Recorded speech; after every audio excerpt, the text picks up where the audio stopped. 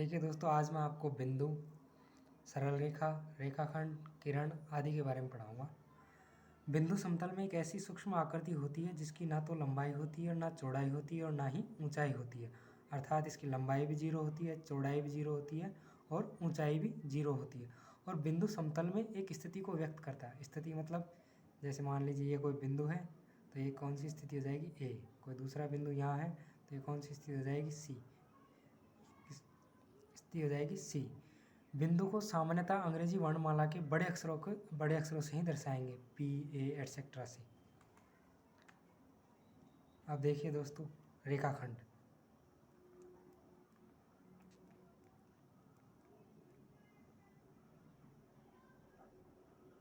रेखाखंड रेखाखंड क्या होता है? रेखाखंड का प्रारंभिक और अंतिम बिंदु क्या होता है, निश्चित होता है। अर्थात प्रारंभिक और अंतिम बिंदु क्या, परिमित होगा, निश्चित होगा, ए और बी। रेखाखंड को किससे दर्शाएंगे, ए बी के ऊपर। अब देखिए दूसरा है किरण।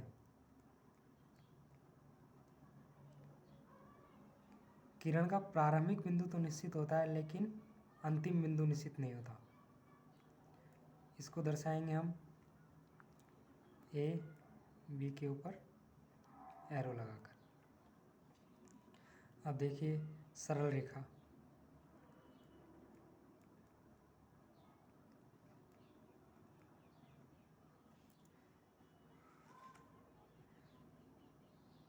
सरल रेखा का प्रारंभिक और अंतिम बिंदु निश्चित नहीं होता, अनंत। दोनों ही बिंदु क्या होंगे, अनंत होंगे। ना तो इसका आदि है और ना ही इसका अंत है। इसको दर्शाएंगे इससे।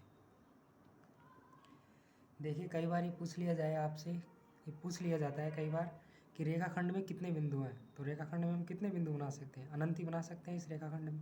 वैसे किरण में भी हम अनंत बिंदु बना सकते हैं। वैसे समतल रेखा में, सरल रेखा में क्या कर सकते हैं, अनंत बिंदु बना सकते हैं। देखिए नेक्स्ट क्वेश्चन देखते हैं। एक बिंदु से गुजरने वाली सरल रेखाओं की संख्या ज्ञात कीजिए। एक बिंदु से गुजरने वाली सरल रेखाओं की क्या निकालनी है, संख्या निकालनी है। तो क्या होगी, अनंत होगी। देखिए कैसे होंगी अनंत, जैसे एक बिंदु है, इससे सरल रेखा, एक तो ये निकल गई, एक ये निकल गई, एक ये गई। ऐसे हम अनंत सरल रेखाएं बना सकते हैं। अब हम नेक्स्ट देखते हैं, दो बिंदुओं से गुजरने वाली सरल रेखाओं की संख्या। तो देखिए दो बिंदु, ये दो बिंदु बना दिए। अब देखिए इनसे गुजरने वाली सरल रेखाओं की संख्या कितनी होगी, एक। इसके अलावा कोई गुजर सकती है क्या, नहीं ना, तो क्या होगी, एक। अब देखिए नेक्स्ट देखते हैं। अब देखते हैं दो बिंदुओं से गुजरने वाली वक्रीय रेखाओं की संख्या। देखिए ये फिर से हमने दो बिंदु बना दिए। अब वक्रीय रेखा मतलब टेढ़ी मेढ़ी।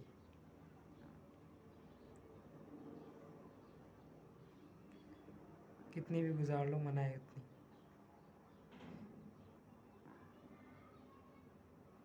क्या हो जाएंगी, अनंत। अब नेक्स्ट देखते हैं,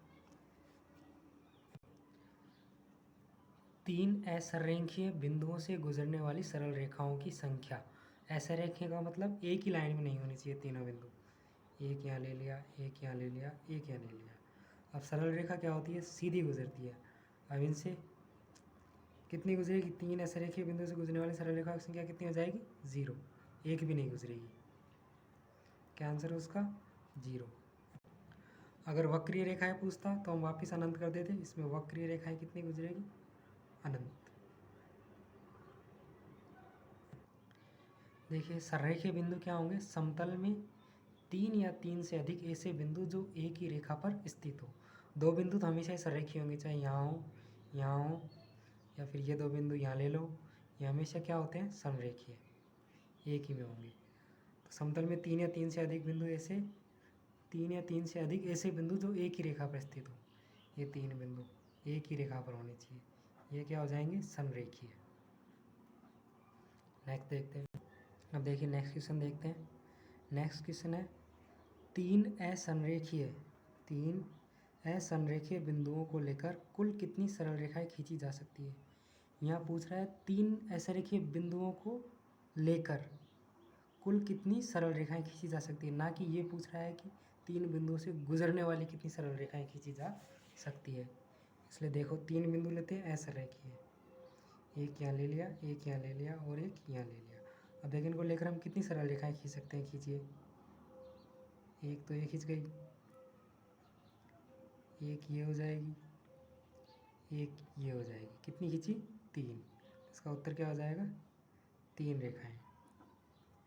नेक्स्ट देखते हैं 4 ऐसे रेखीय बिंदुओं को लेकर हम कितनी रेखाएं खींच सकते हैं। देखिए 4 ऐसे रेखीय बिंदु ले लिए, एक यहाँ ले लिया, एक यहाँ ले लिया और एक यहाँ ले लिया। अब इससे देखो एक तो ये खींच गई, एक ये खींच गई, एक ये हो गई, एक ये वाली हो गई और एक ये जा रही और एक ये खींच दी। तो कितनी खींच गई इसमें?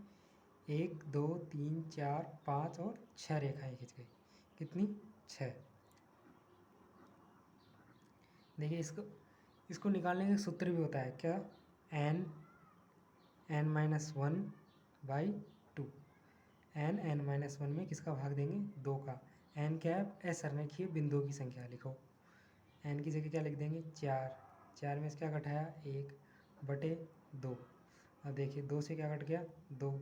4 में से 1 गया तो 3, 3 दूनी 6 आ गया। अब देखते हैं समांतर रेखाएं। समांतर रेखाएं जो समतल में कभी प्रतिच्छेद न करें और जिनके मध्य लंबवत दूरी हमेशा क्या रहे? समान रहे। जैसे देखिए ये रेखाएं हैं,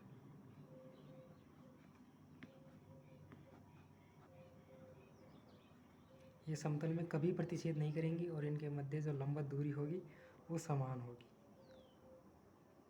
लंबवत दूरी, ये देखिए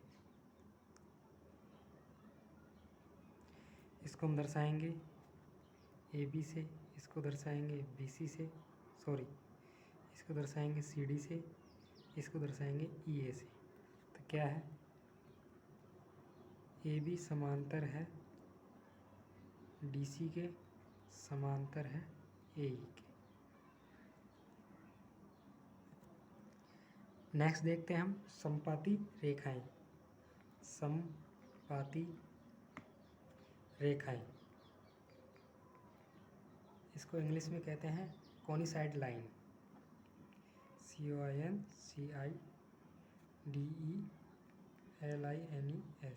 कोनिसाइड लाइन। ऐसी रेखाएं जो एक दूसरे पर स्थित होती हैं।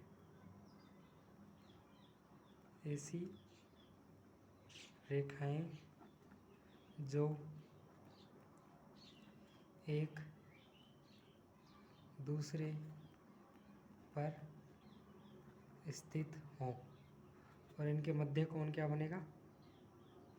मध्य कोण होगा 0 डिग्री का या 180 डिग्री का।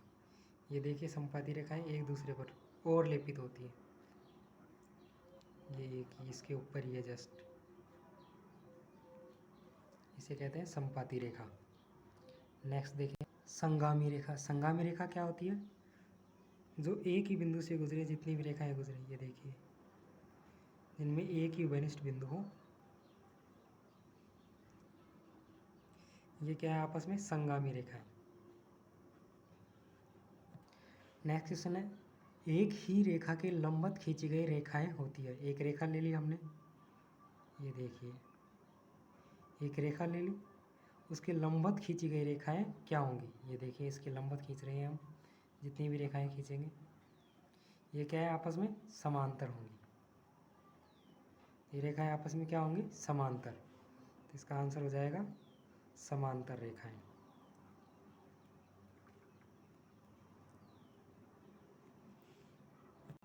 नेक्स्ट देखते हैं प्रतिच्छेदी रेखाएं।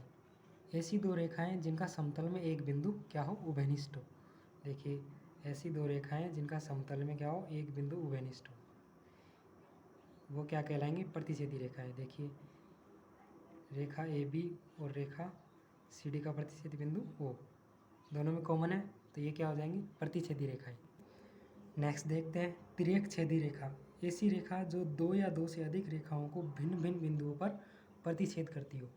2 या 2 से अधिक रेखाएं होनी चाहिए और सभी को भिन्न भिन्न बिंदुओं पर, अलग अलग बिंदुओं पर क्या करनी चाहिए, प्रतिच्छेद करनी चाहिए। ये देखिए हमने दो रेखाएं ले ली और तिर्यक छेदी रेखाएं ये ले ली। ये देखिए ये तिर्यक छेदी रेखा है कौन, ए और बी। ये तिर्यक छेदी रेखा है जो अलग अलग बिंदुओं पर दोनों रेखाओं को क्या कर रही है, प्रतिच्छेद कर रही है। देखिए तीन रेखाएं लेकर देखते हैं। ये देखिए तीन रेखाएं और इनकी ये तिर्यक छेदी रेखा अलग अलग बिंदुओं पर तीनों लाइनों को क्या कर रही है, प्रतिच्छेद कर रही है। तो ये क्या हो जाएंगी, तिर्यक छेदी रेखा, तिर्यक छेदी रेखा। नेक्स्ट देखो